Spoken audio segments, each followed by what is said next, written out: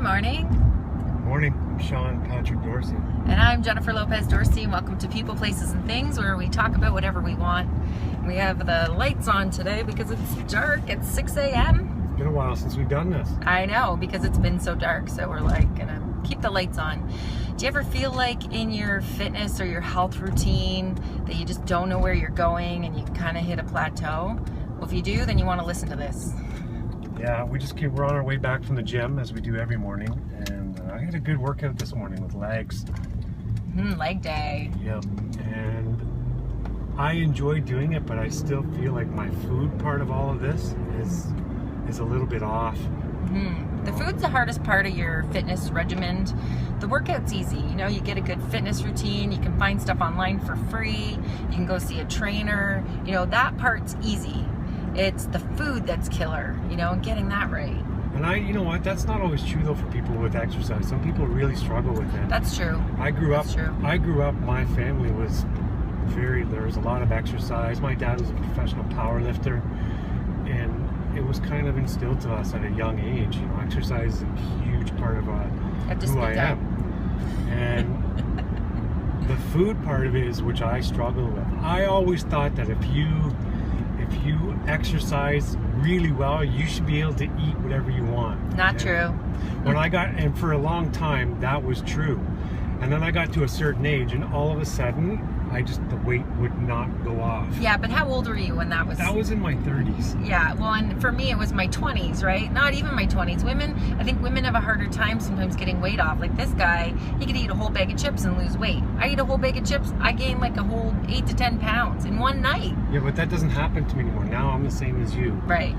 As we get older, our metabolism changes, our bodies change. I've had 4 kids. You hang on to weight a little bit more. So now it has to be, for me, I have to really watch what I'm eating, when I'm eating it, keep a real close track on, you know, protein.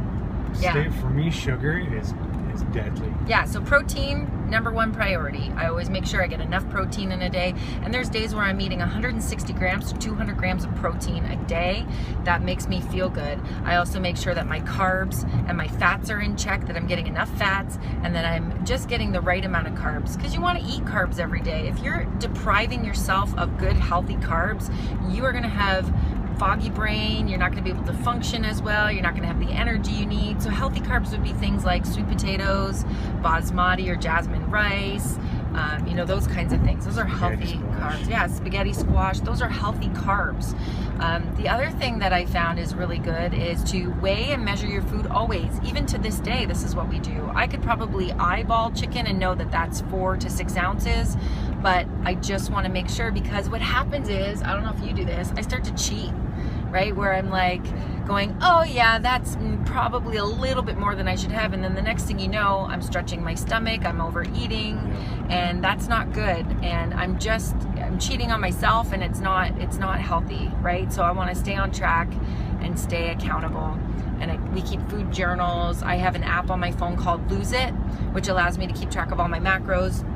And that's how I kind of track it. And then my calorie count usually falls within all those things. So the other thing that we have found has been really beneficial is to actually, instead of like taking everything away at the beginning when you start your fitness journey, is to start adding in the healthy things before you start removing all the bad, unhealthy things. Because if you just go cold turkey one night and you just go, I'm gonna go gluten and soy free and everything's gonna be organic and I'm gonna cut out sugar and I'm gonna just drink like, you know, 8 liters of water a day and I'm gonna, you know, like go extreme, you will not stay on track. You will become very miserable, and everybody around you knows it. You'll become a crazy person. So slowly incorporate things as you feel comfortable, right? So maybe you want to just take out, you know, white potatoes and substitute it for sweet potatoes or yams.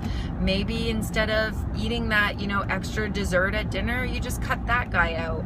Maybe you add in a healthy piece of fruit where you would grab for a chocolate bar. You know, there's little things that you can do at the beginning.